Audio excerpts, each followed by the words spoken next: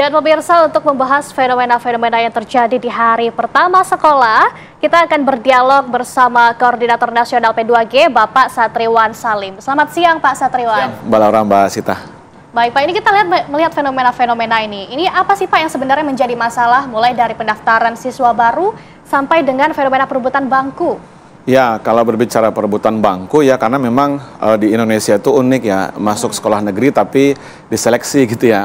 Padahal kita berbicara UUD 1945 sebagai konstitusi kita, pasal 31 adalah hak anak-anak Indonesia ya untuk mendapatkan pendidikan gitu. Tetapi untuk mendapatkan sekolah negeri khususnya harus diseleksi terlebih dahulu gitu. Kenapa diseleksi? Karena memang jumlah sekolahnya terbatas, sekolah negeri itu gitu ya. Di sisi lain jumlah calon muridnya itu sangat banyak gitu ya. Nah, sehingga mereka tidak semua dapat tertampung di sekolah negeri gitu kan ya, ditambah lagi dengan distribusi sekolah negeri kita yang tidak merata gitu. Jadi fenomena tadi anak-anak ada yang tidak dapat sekolah, atau kemudian ada sekolah yang pendaftarnya cuma 1 atau 2 gitu kan ya. Nah, itu karena sebaran sekolah negeri yang tidak merata.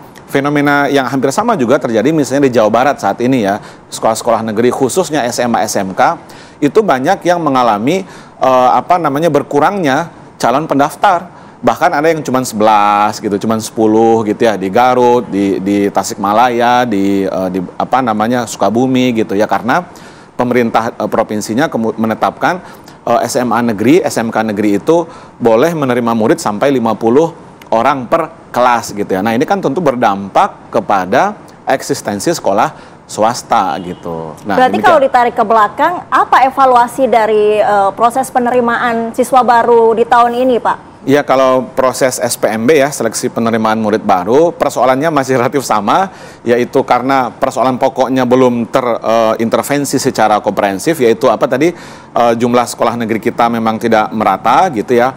Kan sekolah itu yang makin tinggi jenjangnya makin sedikit jumlahnya. Nah, sedangkan calon peserta didiknya makin banyak gitu ya. Oleh karena itu kami mengapresiasi misalnya Pemda-Pemda seperti Banten, DKI Jakarta, dan beberapa daerah lain yang sudah menerapkan SPMB bersama dengan sekolah swasta.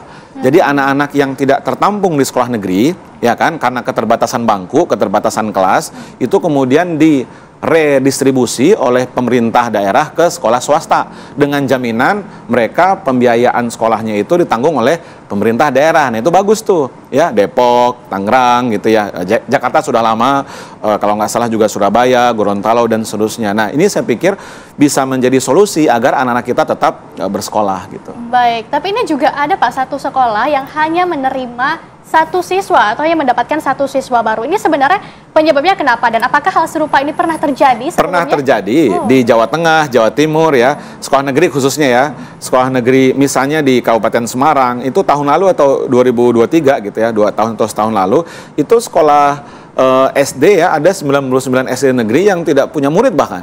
Ya kan, bahkan guru melakukan aktivitas door to door ya. Jadi tugas guru di daerah itu bukan lagi mengajar, mendidik, membimbing, tapi juga nyari-nyari murid ke rumah-rumah gitu. Kenapa? Karena balik ke yang tadi, jumlah calon muridnya kalau di daerah itu ya, jumlah calon muridnya sedikit, sedangkan sekolah negerinya banyak. Tadi persoalannya apa? Tidak meratanya kan distribusi sekolah negeri kita gitu. Nah, itu terjadi di tingkat SD, SMP itu yang paling banyak. Apalagi ada konteks daerah tertentu yang SD-nya itu berdekatan.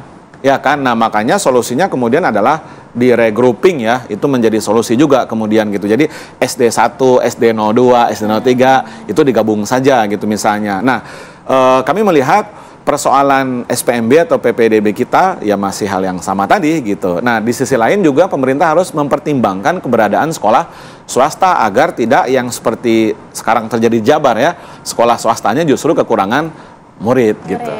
Tadi soal pemerataan bisa dialihkan ke sekolah swasta ya, Pak ya? Ya. Sekolah swasta yang seperti apa dan bagaimana nanti skema pembiayaan dari bantuan dari pemerintah daerahnya? Ya, saya pikir contohnya presidennya sudah banyak. Tadi saya sebut Depok itu berapa puluh sekolah swasta ya, SD gitu ya, yang SD SMP mau saya, karena di bawah pemerintah kota yang ditanggung pembiayaannya oleh pemerintah kota. Itu setahu saya semua komponen pembiayaan, ya kan, apakah itu SPP, uang pangkal gitu ya.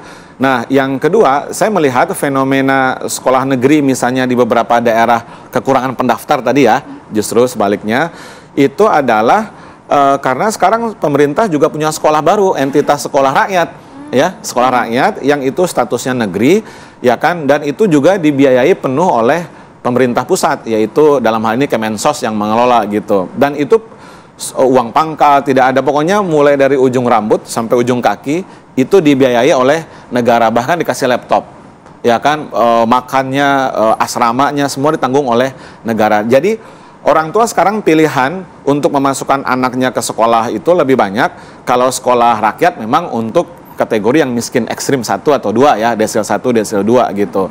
Nah, tapi balik yang tadi, saya pikir dengan banyaknya entitas sekolah seperti ini gitu ya, jangan sampai ada yang dirugikan, ya kan, yaitu misalnya entitas sekolah swasta atau sekolah-sekolah negeri yang kekurangan murid tadi, ini berdampak negatif juga loh bagi gurunya. Kalau kekurangan murid berarti gurunya bisa tidak dapat tunjangan profesi guru, tunjangan sertifikasi, karena jamnya sedikit, ya kan, kelasnya sedikit gitu. Nah, itu juga harus dipertimbangkan, diperbaiki kemudian gitu. Bicara sekolah rakyat, tentunya kita juga melihat warna-warna baru pada hari ini ya Pak ya. Dan apa evaluasinya? Tapi jangan dijawab dulu Pak Satriwan, nanti akan kita bahas usai jeda. Pemirsa tetaplah bersama kami di Apa Kabar Indonesia Siang. Kita kembali lagi di Apa Kabar Indonesia Siang. Kita langsung saja Pak Satriwan, tadi sudah menyinggung soal sekolah rakyat. Seberapa efektif peran dari sekolah rakyat itu untuk mengatasi pemerataan pendidikan di Indonesia ini? Ya, memang itu upaya pemerintah saat ini ya Pak Prabowo untuk memutus mata rantai kemiskinan gitu. Karena memang anak-anak kita yang kategori miskin ekstrim gitu ya, yang putus sekolah itu kan cukup tinggi ya.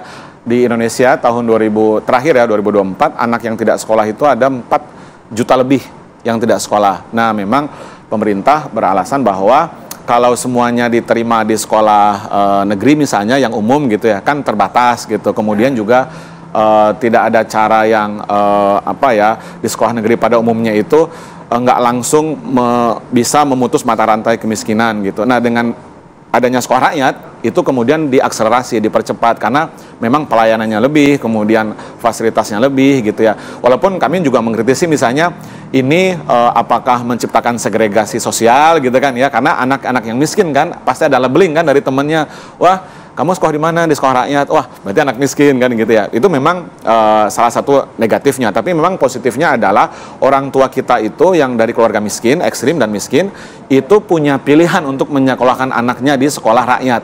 Karena tadi saya katakan pembiayaannya itu sepenuhnya oleh pemerintah. Bahkan tadi makannya juga di cover, kemudian kebutuhan, buku, seragam, tadi saya katakan mulai dari ujung rambut sampai ujung kaki, bahkan dikasih laptop, semuanya ditanggung oleh pemerintah. Jadi saya pikir ini mari kita lihat bagaimana efektivitasnya. Tapi yang jelas di hari pertama ini orang tuanya cukup banyak yang terharu karena harus berpisah dengan anaknya ya, orang tua murid. Karena kan konsepnya asrama kan, boarding school gitu. Bayangkan anak SD yang lagi lucu-lucunya gitu ya, kemudian mereka berasrama gitu ya. Kalau SMA sudah mulai remaja akhir itu biasanya teman diskusi orang tua mungkin di rumah, sekarang diasramakan, tentu akan berat rasanya hati mereka. Itu yang terjadi memang. Baik, kemudian Pak Satriwan, kita juga membahas efektivitas. Ini biasanya siswa baru pada hari pertama sekolah di tahun ajaran baru ada program MPLS ya Pak ya? Betul. Ini seberapa efektif kira-kira dan apa yang harus dipersiapkan oleh guru, murid, bahkan orang tua? Ya, saya pikir ini bagus. Kemdikdasmen saat ini kan sudah mengeluarkan surat edaran ya tentang MPLS ya, nomor 10 tahun 2025 dengan tema besar yaitu MPLS yang ramah gitu ya. Jadi saya pikir ini adalah momentum untuk mengenalkan lingkungan sekolah, apakah itu kurikulumnya, kegiatan sekolah, intrakurikuler, ekstrakurikuler gitu ya, kakak kelasnya, adik kelas, bukan adik kelas ya, justru mereka yang adik kelas ya. Kemudian siapa tenaga kependidikan, fasilitas sekolah. Jadi saya pikir bagus. Nah, sekarang juga didorong oleh Kementerian Kependudukan, itu ada kalau nggak salah namanya gerakan Ayah Mengantar Anak di hari pertama sekolah ya, dalam rangka gerakan Ayah Teladan Indonesia kalau nggak salah gitu. Surat edaran nomor 7 tahun 2025 ini saya pikir bagus ya, tapi tidak semua tentu ayah bisa mengantarkan karena ayahnya ada yang bekerja juga di pagi hari gitu ya, ada yang jadi guru juga gitu kan, juga menyiapkan hal yang lain. Jadi saya pikir ini adalah momentum yang tepat bagaimana mengantarkan anak-anak kita di sekolah, lalu sekolah harus menghadirkan suasana pembelajaran yang aman, yang nyaman, yang menggembirakan, karena pengalaman pertama itu biasanya first impression itu pasti itu akan menentukan juga bagaimana dia nanti di sekolah itu. Jangan-jangan di sekolahnya ada bullying, belum apa-apa sudah ada pakai yang aneh-aneh kan, pakai name tag yang nggak jelas, pakai tutup kepala, warna kaos kaki yang belang-belang, kan dulu ngalamin ya gitu. Iya, betul, nah, betul. saya pikir itu harus ditiadakan gitu. Sudah dilarang sebenarnya ya kalau menurut surat edaran Menteri Pendidikan tadi ya nomor 10 gitu. Jadi nggak boleh tuh menggunakan atribut yang hanya mencari sensasi ya, tidak ada esensinya sebenarnya gitu. Jadi harus yang edukatif gitu. Pak, tadi saya penasaran satu terakhir nih Pak, kan kalau di sekolah biasa ada yang tidak ada siswanya ya, tahun ini. Kalau di sekolah rakyat sendiri ada tidak ya daerah mana yang tidak ada muridnya justru tahun ini? Ini menarik pertanyaannya. Setahu saya data yang terakhir 2025 ini Juli gitu ya, ada satu daerah Kabupaten Sumeneb kalau tidak salah ya, Madura, Jawa Timur itu sekolah rakyatnya nggak ada pendaftar ya, nggak ada pendaftar. Saya pikir ini harus jadi evaluasi dari Kemensos dan Dinas Sosial atau Pemda gitu ya. Kenapa ini tidak ada pendaftar? Dugaan saya Sumeneb tidak ada pendaftar sekolah rakyat itu karena sosialisasi ke orang tuanya yang mendadak gitu ya. Kemudian juga yang kedua, orang tua sudah terlanjur menyekolahkan anaknya ke sekolah negeri maupun swasta. Jadi kalau mau keluar lagi nggak enak kalau ke sekolah swasta, keluar lagi uangnya hilang dong gitu ya, uang pendaftarannya gitu ya. Jadi betul. lebih baik menyekolahkan di sekolah negeri atau swasta. Jadi saya pikir sekolah rakyat ini tentu program yang mari kita lihat bagaimana efektivitasnya ke depan, tetapi jangan sampai kayak yang tadi sekolah negeri tidak ada pendaftar juga gitu ya. Nah tentu ini anggarannya besar tapi tidak berdampak langsung kepada anak-anak kita gitu. Baik, memang kalau bahas pendidikan ini udah panjang isu yang akan kita bahas ya Pak ya, mengenai isu senioritas dan lain-lain, dan tentunya kita berharap semoga pemerataan pendidikan akan segera berlangsung dengan baik di Indonesia demi kemajuan pendidikan. Terima kasih Pak Satriwan. Terima kasih bergabung bersama kami di Apa Kabar Indonesia Siang.